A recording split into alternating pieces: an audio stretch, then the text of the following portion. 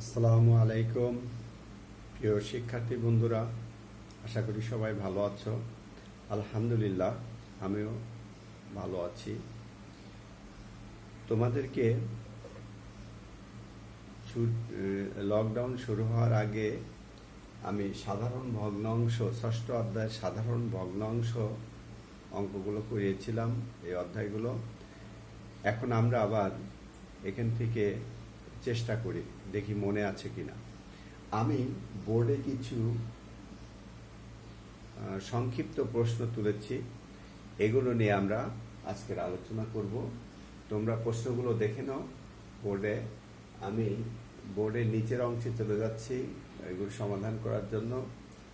আচ্ছা দেখো তোমরা বন্ধুরা, 1 নম্বর অঙ্কটাতে দেওয়া আছে 31/4 কে মিশ্র ভগ্নাংশ প্রকাশ করো। 31/4, 1 নম্বরটা। 31/4 কে মিশ্র ভগ্নাংশ করতে হলে কি করতে হবে? আমাদের 4 দিয়ে 31 কে ভাগ করতে হবে।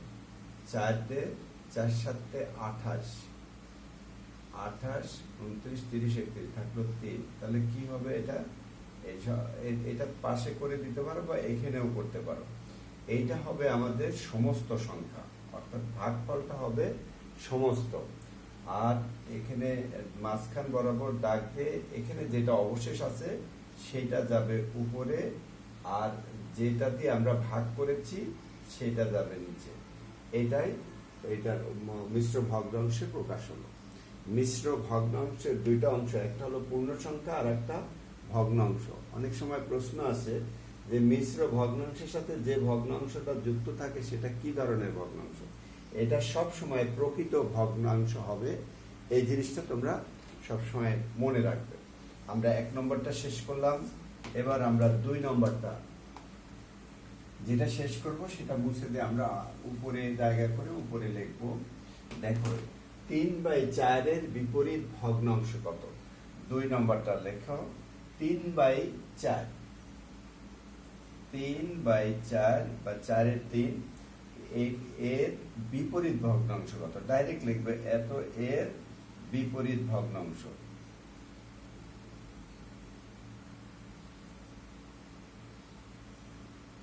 কি হবে তোমাদের শিখিয়েছিলাম, মনে আছে কি?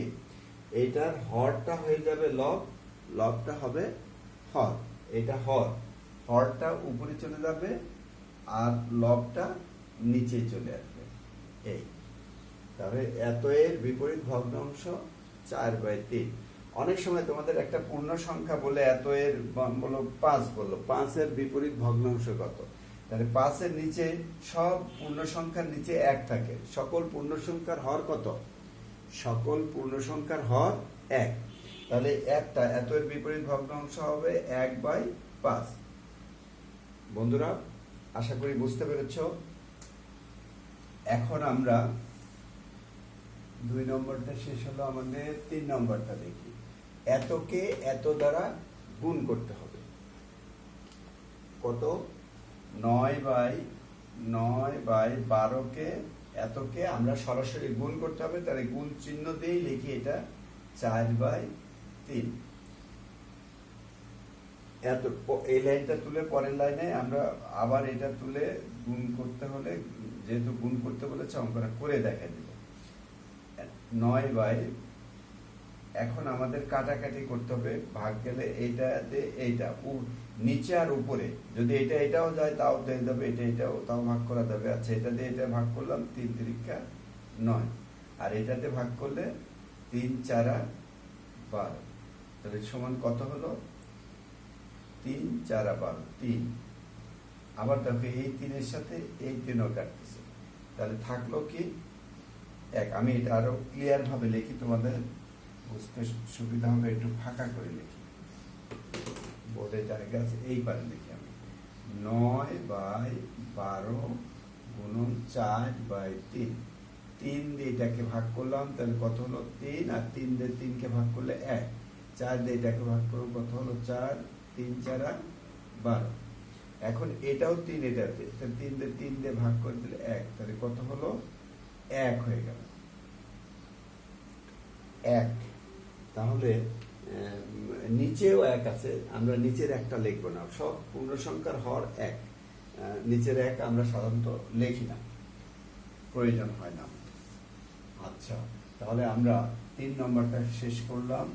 এবার 4 নম্বরে কি বলতেছে, এতকে এত দিয়ে ভাগ করতে হবে, অর্থাৎ এটা গুণ শেষ হলো, আমরা এখন ভাগ করতেছি, এত ভাগ করব, ভাগ 16/18।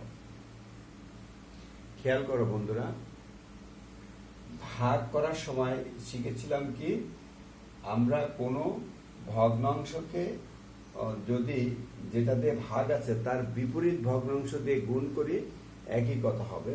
তাহলে কি হবে, এটা 4/6 বিপরীত ভগ্নাংশ দিয়ে গুণ করতে হবে। তাহলে গুণ এটার বিপরীত, বিপরীত মানে হর হবে লব, লব হবে হর, এটা বিপরীত হয়ে গেল, এটার বিপরীত ভগ্নাংশ দ্বারা গুণ। এখন কাটাকাটি করি, 3 6 18 আর 4 4 16, তাহলে কত হলো, নিচেই লিখবো, কিন্তু নিচে তোমরা দেখবে না দেখে আমি এই পাশেই লিখতেছি, 3 4 3 3 অক্ষে 3, এখানে 1 আছে, আর এখানেও 1 আছে, এখানেও 1 না, এখানে 1 না, এখানে 4 আছে, তাহলে 4 অক্ষে 4 3 অক্ষে 3। আমরা এই ভগ্নাংশকে এই ভগ্নাংশ দিয়ে ভাগ করে 3/4 পেলাম। তাহলে ভগ্নাংশের ভাগগুলো কিভাবে করতে হয় সেটাও আমরা এখান থেকে জানলাম। আমাদের অবশ্যই ভাগ করতে হবে অনেক সময়। এখন আমরা 5 নম্বরটা দেখি, প্রকৃত ভগ্নাংশ কাকে বলে, উদাহরণ দাও। যে সকল ভগ্নাংশের হর, আমি লিখি এখানে 5 নম্বর, যে সকল ভগ্নাংশের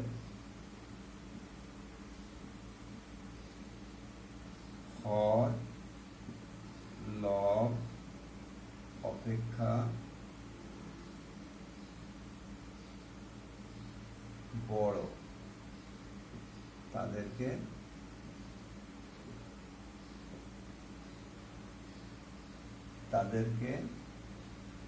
অপ্রকৃত, তাদেরকে প্রকৃত ভগ্নাংশ বলে।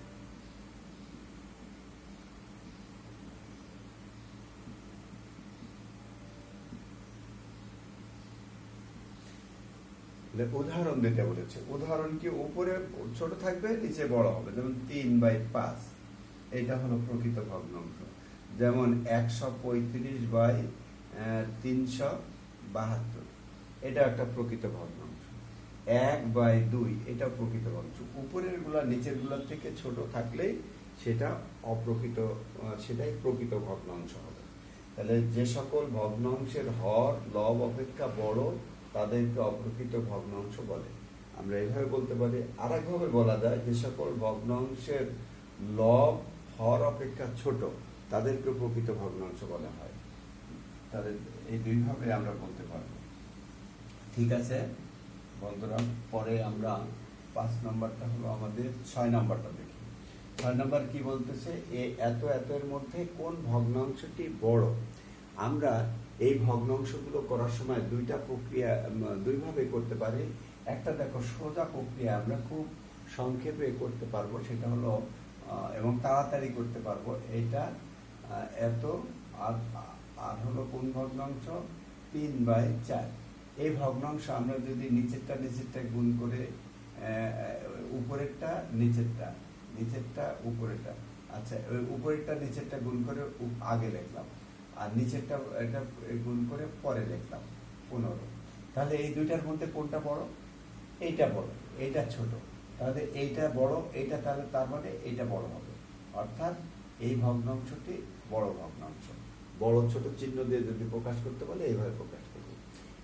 আর একটা প্রক্রিয়া আছে, তোমরা জানো, সমহর করে করতে হবে। তোমাদের বইতে সমহর, এটা সংক্ষেপে তুমি সরাসরি উত্তর দিয়ে দিতে, এত এর মধ্যে কোনটি বড় ভগ্নাংশ। আমি আরো একবার দেখাই তোমাদের। প্রথমটার লব, দ্বিতীয়টার হর, তাহলে এই দুইটা গুণ করলে হবে 16। আবার দ্বিতীয়টার লব, এই দুইটা গুণ করে 16, এটা প্রথমে লিখতে হবে। আবার দ্বিতীয়টার লব প্রথমটার হর, এই দুইটা গুণ করে পরে লিখলাম। এখন এই দুইটার মধ্যে আমরা দেখছি এটা, অর্থাৎ এখানে প্রথমটা তাহলে বড় হবে। যদি আরো থাকে পরের প্রক্রিয়ায় দেখানো যাবে, এইভাবে করা যাবে। তা এখন এই দুইটাই তোমরা করো, শিখো। আর একটা প্রক্রিয়া আছে, সেটা হলো সমহর করে করতে হবে। সমহর করতে হলে কি, এই দুইটা গুণ করলে কত হবে, 5 গুণন 4, এদের লসাগু বের করতে হবে। লসাগু আমরা আগের অধ্যায়ে শিখেছি, 4 × 5 = 20, অর্থাৎ এই দুইটার নিচেই 20 করতে হবে। এটাকে 4/5 আছে, কত দিয়ে গুণ করলে এখানে 20 হবে, 4 দিয়ে। তাহলে উপরেও 4 দিয়ে গুণ করতে হবে, এখানেও 4 দিয়ে গুণ করতে হবে। তাহলে কত হলো, 16/20। আর এটার থেকে পাবো কত, নিচে লেখার দরকার, আমি এখানে উপরে লিখতেছি 3/4। এটাকে 20 করতে হলে 5 দিয়ে গুণ করতে হবে, এটাকে তাহলে 5 সমান 3, 15/20। একই দেখো, এখানে 16/20 পেলাম এটার থেকে, আর এটা 15/20। সমহর করে আমরা দেখলাম, সমহর করে যে কোন ভগ্নাংশটা বড় হয়, সমহর হওয়ার পরে যে ভগ্নাংশের লব বড় সেটাই বড় ভগ্নাংশ। যেহেতু এখানে লবটা বড় হয়েছে আর এই ভগ্নাংশটা এসেছে এই ভগ্নাংশ থেকে, সুতরাং এই ভগ্নাংশটা বড় হবে। আমরা এভাবেও করতে পারবো। সংক্ষেপে করতে হলে আগের নিয়মে করে ফেলবো, আর যদি অঙ্ক করে করতে হয় তখন আমরা এই নিয়মে করবো। তাহলে এটার ভিতরে কোনটা বড় কোনটা ছোট আমরা সহজেই বের করার নিয়ম পেলাম। এতকে লঘিষ্ঠ আকারে প্রকাশ করো। দেখো 7 নম্বর, 24/56। এই ভগ্নাংশটাকে লঘিষ্ঠ আকারে প্রকাশ করতে হবে। আমরা সবসময় চাইবো এই ভগ্নাংশের হর আর লবকে ভেঙে ছোট করতে হবে, অর্থাৎ এইটাকে একই সংখ্যা দ্বারা এই দুইটাকে ভাগ করতে হবে। আমরা যদি এটা আমি এখানে লিখে আবার করতেছি, দেখো কয়েকভাবে করব। যদি দুইটাই জোড় সংখ্যা হলে অবশ্যই 2 দিয়ে ভাগ যাবে। তাহলে এটাকে 2 দিয়ে ভাগ করলে কত হবে, কয় দোকানে 24, 12 দোকানে 24। এটাকে যদি 2 দিয়ে ভাগ করি তাহলে 2 দোকানে 4 থাকে 1, 16, 8 দোকানে 16। আবার 2 দিয়ে জোড় সংখ্যা পেলাম, আবার 2 দিয়ে কাটা যাবে, 6 দোকানে 12, আর এটাকে 2 কে 2, 4 দোকানে 8। আবার জোড় সংখ্যা, আবার 2 দিয়ে কাটা যাবে, 2 দিয়ে কাটলে এখানে কত হবে, 2 দিয়ে এটাকে ভাগ করলে হবে 3, আর এটাকে 2 দিয়ে ভাগ করলে হবে 7। লাস্টে আসলে কত, 3/7। এটাই হলো লঘিষ্ঠ। আর করা যাবে না, মানে এর থেকে আর ছোট ভেঙে ছোট করা যাবে না। তাহলে এটাই হবে আমাদের উত্তর। কিন্তু আমরা এত খাটনি না করে যদি বড় সংখ্যা দিয়ে ভাগ করতে পারি, আমাদের তো নামটা জানা আছে। এখানে 24কে দেখো 6 দিয়েও ভাগ করা যায়, আবার 8 দিয়েও ভাগ করা যায়, আবার 3 দিয়েও ভাগ করা যায়। কিন্তু যদি এখানে 8, এখানে বড় 8 দিয়ে যদি এটাকে ভাগ করি তাহলে 3 × 8 = 24, এটাকে 8 দিয়ে ভাগ করলে 7 × 8 = 56, তাহলে সরাসরি একবারে হয়ে যায়। আবার 6 দিয়ে এটাকে ভাগ করা যায়, কিন্তু এটাকে 6 দিয়ে ভাগ করা যাবে না, সুতরাং এটা হবে না। 3 দিয়ে এটাকে ভাগ করা যাবে, এই সংখ্যাকে 3 দিয়ে ভাগ করা যাবে না। তাহলে আমরা 8 দিয়ে, যদি বড় সংখ্যা আমাদের 8 দিয়ে ভাগ করলে 3 × 8 = 24, আর এখানে 7 × 8 = 56, একবারেই পেয়ে যাব। আমাদের এইটাতে পরিশ্রম বেশি, খাটনি অনেক বেশি, অনেক সময় লাগবে এটা করতে, আর এইটাতে সময় লাগবে অনেক কম। আমরা বড় সংখ্যা দিয়ে সবসময় এরকম কাটাকাটি করতে পারবো, যে সংখ্যার আমরা নামতা জানি। ঠিক আছে বন্ধুরা, পরেরটা চলে যাই আমি। এটা হলো আমাদের এরপরে 8 নম্বর, এতকে অপ্রকৃত ভগ্নাংশে প্রকাশ করো। এটাকে অর্থাৎ আমরা বলি মিশ্র ভেঙে এটা করতে হবে। এটা করার নিয়ম কি আমরা শিখেছিলাম, এটা সূত্রও আছে। অপ্রকৃত মিশ্র ভগ্নাংশকে অপ্রকৃত ভগ্নাংশ তৈরি করার সূত্রটা কি, পূর্ণ সংখ্যা গুণন লব যোগ পূর্ণ সংখ্যা গুণন হর যোগ লব। তাহলে পূর্ণ সংখ্যা কত, এখানে 5, পূর্ণ সংখ্যা গুণন হর কত, 7, তার সাথে যোগ করব কত, যোগটা অবশ্য যোগ করব, যোগ কত হবে এখানে 4, আর এটা ভাগ হবে 7। পূর্ণ সংখ্যা গুণন লব যোগ এই পূর্ণ সংখ্যা গুণন হর যোগ লব। তাহলে কি হলো এখানে ৫ ৭ ৩৫ যোগ ৪ সমান নিচে কত ৭ সমান কত হবে ৩৯/৭। আশা করি বুঝতে পেরেছো। আমরা যখন অঙ্কের ভিতর করব এই জিনিসগুলো আমাদের করা দরকার, এটা আমার মনের ভিতরে থাকবে, আমি মনে করে রাখবো তো এই দুইটা গুণ করে এটা যোগ করে উপরে লিখবো, একবারে লিখে দেবো, আমরা সেই কাজটা আমরা করে ফেলবো। অঙ্ক করতে গিয়ে অঙ্কের ভিতরে এত কিছু করা যাবে না। তাহলে ৫ ৭ ৩৫ উপরে হবে এই দুইটার গুণফলের সাথে এটা যোগ, ৫ ৭ ৩৫ আর ৪ ৩৯ একবারে লিখলাম, আর নিচে যেটাতে ভাগ করছে নিচে যেটা আছে সেটাই থাকবে। এই হলো আমাদের অপ্রকৃত ভগ্নাংশে প্রকাশ করবার, মিশ্র ভগ্নাংশকে অপ্রকৃত ভগ্নাংশে এইভাবে আমরা প্রকাশ করব। আশা করি বুঝতে পেরেছ বন্ধুরা। পরের প্রশ্ন দেখো, মিশ্র ভগ্নাংশকে পূর্ণ সংখ্যার সাথে যে ভগ্নাংশ যুক্ত থাকে সেটি কি ধরনের ভগ্নাংশ? মিশ্র ভগ্নাংশ কোনটা? 3 সমস্ত 5/7। খেয়াল করো, এরকম হতে পারে 105 সমস্ত 87/95। এটাও মিশ্র ভগ্নাংশ। আবার 1 সমস্ত 2/3 এটাও মিশ্র। প্রত্যেকটা ক্ষেত্রে দেখো মিশ্র ভগ্নাংশ হতে হলে অবশ্যই মিশ্র ভগ্নাংশের এটা হলো পূর্ণ সংখ্যা, এটা পূর্ণ সংখ্যা, এটা পূর্ণ সংখ্যা, পূর্ণ সংখ্যার সাথে একটা ভগ্নাংশ যুক্ত আছে। এখানে হলো এই ভগ্নাংশ, এখানে একটা ভগ্নাংশ, এখানে একটা ভগ্নাংশ। এই ভগ্নাংশগুলো তোমরা খেয়াল করে দেখো কি ধরনের ভগ্নাংশ। ভগ্নাংশের ধরনগুলো কয় ধরনের পড়েছি আমরা পড়েছি প্রকৃত, অপ্রকৃত, মিশ্র। এর মধ্যে কোন ধরনের মধ্যে পড়ে? এটার উপরেরটা ছোট, নিচেরটা বড়, আর এরকম যদি হয় সেটা প্রকৃত ভগ্নাংশ। তাহলে আমাদের প্রশ্ন ছিল মিশ্র ভগ্নাংশের পূর্ণ সংখ্যার সাথে যে ভগ্নাংশ যুক্ত থাকে সেটি কি ধরনের ভগ্নাংশ? সেটি সব সময়ই অবশ্যই কি হবে? এটা প্রকৃত ভগ্নাংশ।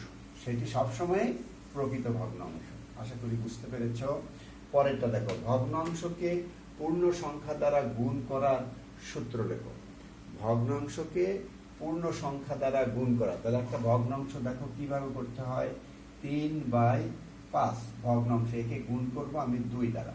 এর অর্থ হচ্ছে লব গুণন পূর্ণ সংখ্যা ভাগ হর।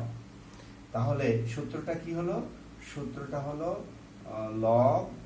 লব গুণন পূর্ণ সংখ্যা ভাগ হর। এটাই হলো পূর্ণ সংখ্যাকে ভগ্নাংশকে পূর্ণ সংখ্যা দ্বারা গুণ করার সূত্র। লিখবা ভগ্নাংশকে পূর্ণ সংখ্যা দ্বারা গুণ করার সূত্র এটাই। বুঝতে পেরেছো তোমরা? আবার বলতেছে লব গুণন পূর্ণ সংখ্যা ভাগ হর। ঠিক আছে বন্ধুরা, পরের প্রশ্নে যাই আমরা। কোন ভগ্নাংশকে ওই ভগ্নাংশের বিপরীত ভগ্নাংশ দিয়ে গুণ করলে গুণফল কত হবে? তাহলে আমরা গুণফল করে দেখি। 3/5 একটা ভগ্নাংশ, এর বিপরীত ভগ্নাংশ হলো 5/3। তাহলে কাটাকাটি করলে কত হবে? সমান 1। আবার আরেকটা ভগ্নাংশ লিখলাম 7/12, এর বিপরীত ভগ্নাংশ দিয়ে গুণ করব, তাহলে বিপরীত নিচেরটা উপরে, উপরটা নিচে, কাটাকাটি করলে 1। তার মানে সব জায়গায় যতটাই যেভাবেই করো না কেন, ভগ্নাংশ যেটাই থাক না কেন, সেই ভগ্নাংশের বিপরীত ভগ্নাংশ দ্বারা গুণ করলে সবসময় ভাগফল, এই গুণফল 1 হবে। তাহলে আমার প্রশ্নটা ছিল কোন ভগ্নাংশকে ওই ভগ্নাংশের বিপরীত ভগ্নাংশ দিয়ে গুণ করলে গুণফল কত হবে? সকল ক্ষেত্রেই 1 হবে, অবশ্যই গুণফল 1।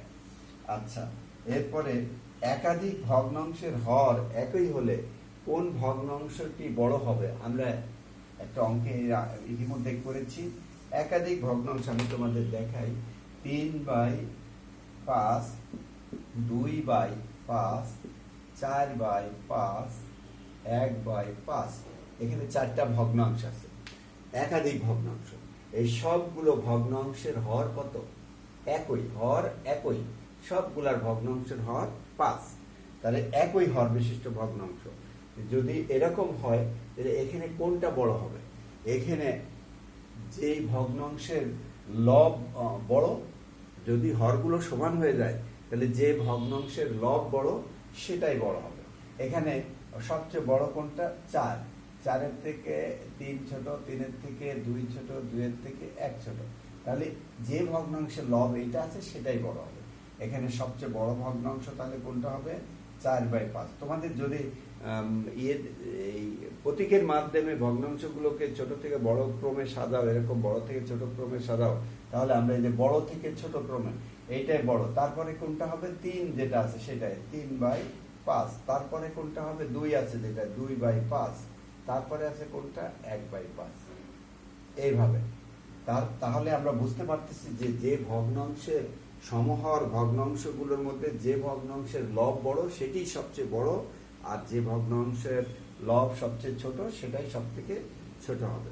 ধন্যবাদ বন্ধুরা, আশা করি সবাই বুঝেছ। তোমরা আরো বিভিন্ন তোমাদের টেস্ট পেপার আছে, অন্য অন্য বই আছে, এই বইয়ের ভিতরে অনেক সংক্ষিপ্ত দেওয়া আছে, সেগুলো তোমরা বারবার সলভ করবে। যদি সলভ করতে না পারো তাহলে এক প্রশ্ন করো আমাকে, গ্রুপে এসে প্রশ্ন দিতে পারো যে স্যার এটা আমি বুঝি নাই, এটা আবার করব। তবে প্র্যাকটিস করতে হবে, তোমাদের বারবার প্র্যাকটিস করতে হবে, তখন বুঝবে। আমি আজকে তোমাদেরকে সাধারণ ভগ্নাংশ সংক্ষিপ্ত প্রশ্ন কিছু করলাম। ইনশাল্লাহ আগামী ক্লাসে আমি তোমাদের দশমিক ভগ্নাংশ সম্বন্ধে এরকম সংক্ষিপ্ত প্রশ্ন আলোচনা করব।